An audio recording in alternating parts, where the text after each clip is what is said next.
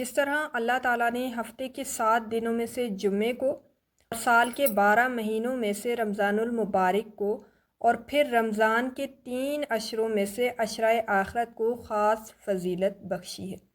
اسی طرح ذی الحج کے پہلے عشرے کو بھی فضل و رحمت کا خاص عشرہ قرار دیا گیا ہے اور اسی لیے حج بھی انہی ایام میں رکھا گیا ہے۔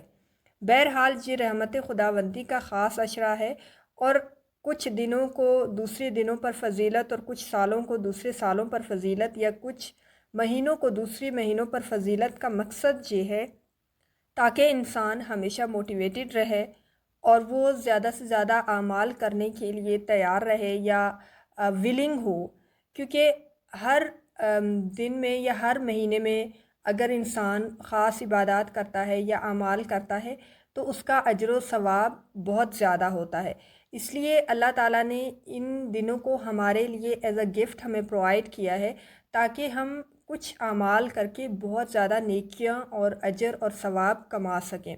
اور اس سے انسان موٹیویٹڈ بھی رہتا ہے، مایوس نہیں ہوتا۔ ان دنوں میں بندے کا ہر نیک عمل اللہ تعالیٰ کو بہت محبوب ہے۔ ان میں جو عمل کیا جائے گا اس کا اجر و ثواب عام دنوں سے بہت زیادہ ہوگا اور اللہ کے ہاں اس کی قیمت یا اس کی ویلیو اور اس کی اہمیت بھی بہت زیادہ ہوگی۔